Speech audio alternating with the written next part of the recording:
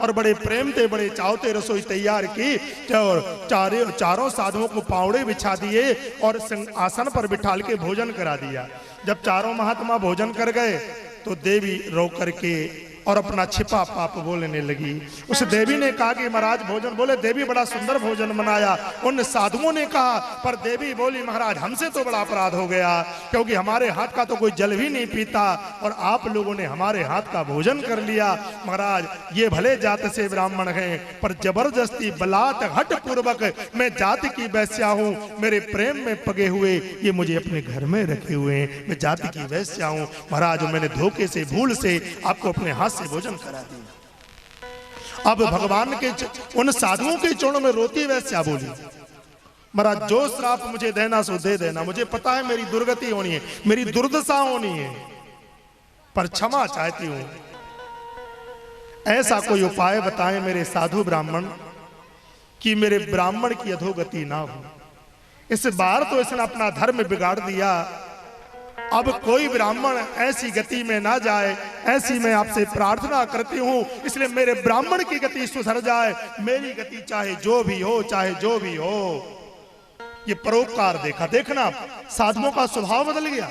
ये परमार्थ अपना चिंतन नहीं, मेरा ब्राह्मण पति का जीवन तो बिगड़ गया पर इसकी मृत्यु ना बिगड़े, ऐसी भावना रख करके ब्राह्मणों से विनय की साधुओं से।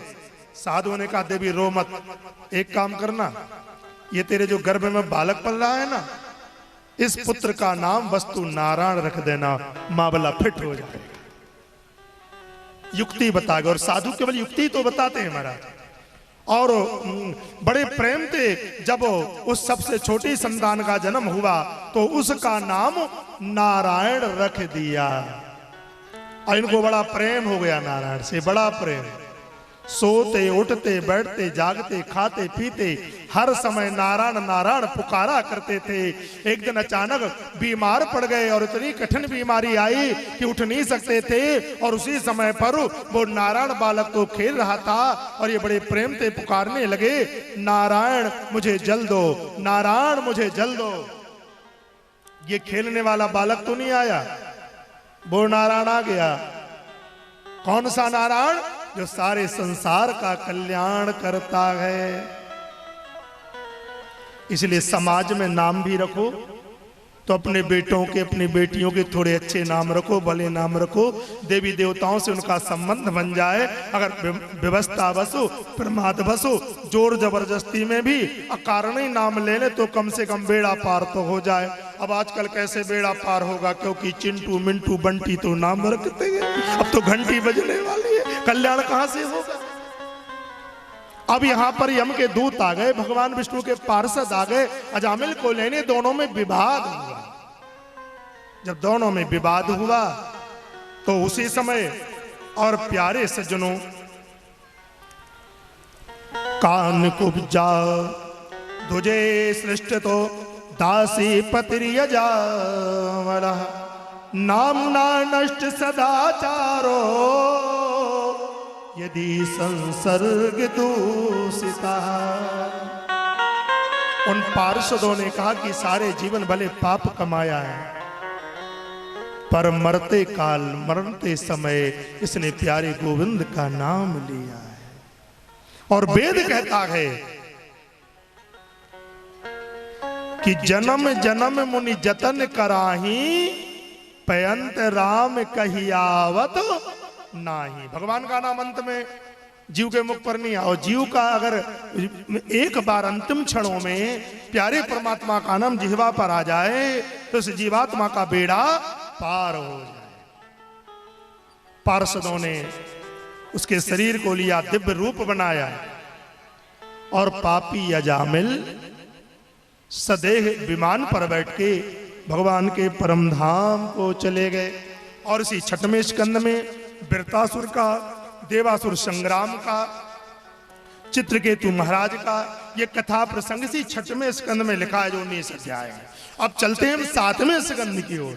7वें स्कंद में है 15 अध्याय, और पूरे के पूरे 15 अध्याय प्रहलाद चरित्र से परिपूर्ण है। किस चरित्र से? प्रहलाद चरित्र से। और महाराज यहाँ पर श्रीमद् भागवत के 7वें स्कंद का पहला अध्याय, जिसमें 15 अध्याय हैं, पहले अध्याय में 67 श्लोक लिखे गए हैं और जिसके बीच में सुंदर कथा आती है। प्यारे सज्जनों, एक बार हिरण्याक्ष का छोटा भाई हिरण्यकश्यप, और हिरण्याक्ष की कथा मैंने आप लोगों को कल शायद सुनाई थी, याद होगा आपको, भले छोटे रूप में सुनाई हो, सुनाई जरूर है। अब हिरण्याक्ष का छोटा भाई कौन है? हिरण्यकश्यप। ये भगवान को बैर भाव से भजने लगा, और भगवान को चाहे बैर भाव से भजो चाहे प्रेम भाव से भजो, केवल भगवान को भजो तो बेड़ा पार है महाराज। और प्रमाण देख लो आप, जिनने बैर भाव से भजा उनका भी तो कल्याण, उनका भी तो गोविंदाय नमो नमः हुआ। जिन्होंने बैर भाव से भजा वो भी भगवान की शरणागति में चले गए। तो बैर भाव से भजो, प्रेम भाव से भजो, पर जो प्रेम से गोविंद को भजता है उनका सबका गोविंदाय नमो नमः हो जाता है। अब आपने देखा हम जबरदस्ती जयकार लगवाते हैं आपकी जामसार दुआ में, और ये भी कहते हैं कि आप लोग जयकार ढंग से नहीं लगाते, ये भी बोल देते हैं। हमें विश्वास है जामसार दुआ के अच्छे लोग हैं, बुरा नहीं मानेंगे। पहली बार नहीं आए, दूसरी बार आए, और 2 बार केवल अभी मगरौन आए हैं अपनी जीवन यात्रा में, 32 साल की यात्रा में, और दूसरी बार आपके हरदुआ में आए। यानी समीप के जो 2 गांव हैं आपका मगरौन हरदुआ, चौथी बार आए कहलाए यहाँ पर। तो प्यारे सज्जनों, यहाँ पर हिरण्यकश्यप बैर भाव से भगवान को भजने लगा।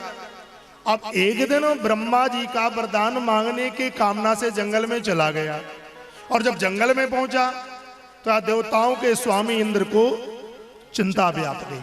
अब ये जो हम प्रसंग बीच का कुछ सुना रहे हैं, भागवत में देखोगे नहीं मिलेगा। तो कहां पर लिखी है कथा? विष्णु पुराण में 23,000 श्लोक हैं, और 23,000 श्लोक वाली जो विष्णु पुराण है, इसके बीच का ये चरित्र जो हम सुनाने जा रहे हैं, ये चुटकुला नहीं सुना रहे, चरित्र ही सुना रहे हैं। हाँ, और चुटकुला सुनाते तो बोल देते हम चुटकुला सुना रहे, गप मारते तो गप भी बता देते। तो जब इंद्र को चिंता व्याप गई तो उसी समय पर भगवान बृहस्पति जी के पास आए। बृहस्पति जी बोले चिंता ना करो, इसकी तपस्या ही पूर्ण नहीं होने दो। और बृहस्पति जी अगले दिन अपने शिष्य की चिंता मिटाने के लिए तोते का रूप बना करके चले गए उसी जंगल में, जिस जंगल में हिरण्यकश्यप साधना के लिए बैठने वाला था। और नीचे आसन डाल लिया उस पेड़ के नीचे हिरण्यकश्यप ने, और तोते के रूप में भगवान श्री हरि वहां बैठे हुए हैं। कौन? भगवान श्री बृहस्पति जी। और क्या बोल रहे इंद्र के गुरु जी? नारायण नारायण नारायण।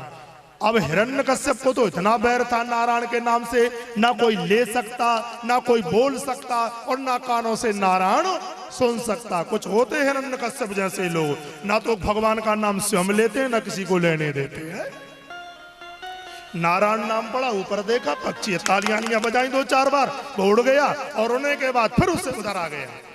और उड़ने के बाद जब जैसे ही उधर बार आया तो इसने देखा कि क्या करूं, चलो दूसरा पेड़ देख ही ले रहा हूं। दूसरे पेड़ के नीचे चला गया, और ये भी तो पक्षी महाराज थे, बृहस्पति जी थे, ये भी माया करते उधर ही पहुंच गए। और ये अपना नारायण नारायण बोले जा रहे हैं, नारायण नारायण। इन्होंने विचार किया कि चलो मैं चौथे पेड़ के नीचे जाऊं। 1 2 3 4 पेड़ बदलते गए, ये भी अपनी तोता डालियां बदलता गया।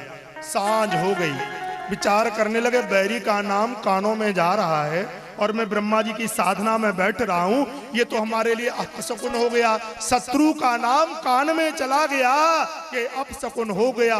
ऐसा मान करके हिरण्यकश्यप घर में लौटा। महारानी कयाधु ने पूछा, अब तो कई दिनों के बाद लौटने वाले थे, इतने जल्दी क्यों आ गए? बोले बावरी हो गई। तू काय बताऊं, काय बताऊं? बोले क्या हुआ? अरे बोले काय बताऊं? बोले अरे बताओ तो सही। कयाधु समझ गई माँ बोला कुछ गड़बड़ है। बड़ी चरित्रवान पत्नी थी, धीरे से गई। जंगल की बात पता कैसे चले? आज रसोइयों ने नहीं बनाई, स्वयं भोजन बनाने लगी। और महाराज भोजन में सबसे बड़ा वशीकरण है। भोजन तैयार किया, दासियों के हाथ थाली नहीं भेजी, अपने हाथ से लेके गई। और किसी के मन की बात जानना हो, अभिमानी के दिल को जीतना हो, तो अभिमानी को जीतने का बड़ा सरल तरीका है। क्या सरल तरीका है? उसकी भूरी भूरी प्रशंसा कर दो। दाऊजी तुमने होते कौन सूरज नेते, बड्डा तुमने होते कौन सूरज नेते, कक्का तुमने होते कौन सूरज नेते, दाऊजी तुम बहुत अच्छे, अरे तुम्हारे मारू है कोई गांव में। अब समझो दाऊजी जा कला भाव चाहिए अभिमानी में जीतने तो की पहले प्रशंसा करो, मियाँ मिट्टू बनो है, पहले तारीफ कर दो, तारीफ के पुल बांध दो, बांध दिए पुल। अब वो बड़ी सरलता से बोली पत्नी, बोले सरकार ना जाने कौन जन्म की तपस्या सुधर गई, आप जैसो त्रिलोकी नाथ जी के तीनों लोकों में पूजा हो, हमारा पति भारी अब इनने समझी कि भाई प्रशंसा हो रही, और जैसे प्रशंसा अभिमानी के प्रशंसा बड़ी प्रिय है, बड़ी प्रिय। शक्कर किसी गोरी आई जाए जैसे रसगुल्ला पर सीरा नहीं चढ़ रहा, प्रशंसा अब धीरे से क्रमशः और पूछ लिया। जब मौका मिला कि थोड़ा सा मामला ठंडा हो गया है, दिन भर के भूखे भी हैं, प्रशंसा हो गई, बोली महाराज बताओ तो सी का भाव जंगल में काये आ गए लौट के। बोले काये बताऊं देवी, जाई समय बैठ रहा था उसी समय उस मेरे बैरी का नाम लेने वाला पक्षी आ गया। तो फिर क्या हुआ? बोले नारायण नारायण बोल रहा था। तो बोले पक्षी को आप उड़ा नहीं सके? बोले जहां मैं जाता उधर ही वो चला जाता। अब पत्नी ने ठंडी सांस ले ली, कम से कम पहली बार ही तो सही, बैर भाव से ही सही, आज मेरे प्यारे प्राणेश्वर ने और भगवान का नाम मुख से लिया है। और भोजन करते करते 32 बार नारायण हिरण्यकश्यप बोल गए। और इधर महाराज जब रनिवास में पहुंचे तो दैत्य कामी हुआ करते थे। कामी दैत्य ने जब संसार की बातें सोचना शुरू कर दी तो इसने भी सोचना शुरू कर दिया। कामी पुरुष को देखा तो बोली महाराज ये सब बातें तो चलती रहती हैं, हमें जंगल की कथा में बड़ा मजा आता है, एक बार और सुनाओ ना, एक बार और सुनाओ ना। ऐसे करते करते एक बार नहीं, 2 बार नहीं, 3 बार नहीं, 4 बार नहीं, 108 बार जबरदस्ती भगवान का नाम अपने स्वामी से कहलवा दिया। कितने बार? 108 बार, और बिना माला का जाप बन गया। ताई रात्रि में कयाधु ने गर्भ धारण किया और इसी नाम जप के कारण महाराज इस गर्भ में ही ये दिव्य कौतुकी बालक आया जिसका नाम प्रहलाद हुआ। अब जब प्रहलाद का जन्म हुआ तो जन्मते ही महाराज बालक रोता है, पर महाराज कयाधु को तो गर्भ धारण करते समय जब असुर लोग अपने साथ लिए जा रहे थे, ताई समय नारद जी आ गए और नारद जी ने उनको छुड़ा करके देवलोक ले गए और इसी लोक में जाकर के कुछ दिन रखा और सत्संग की महिमा का बखान किया। तो महाराज सांख्य योग के प्रणेता गर्भ में ही सांख्य योग का ज्ञान प्रहलाद को प्राप्त हुआ नारद जी के कहने से। और इधर प्रहलाद का अवतार हुआ, रोने की आवाज नहीं आई, गोविंद का नाम आ गया। जब ये समाचार महाराज को मिला हिरण्यकश्यप को, मेरा बालक बैरी का नाम ले रहा है, बड़े दुखी हो गए, बड़े दुखी, बैरी का नाम ले रहा है।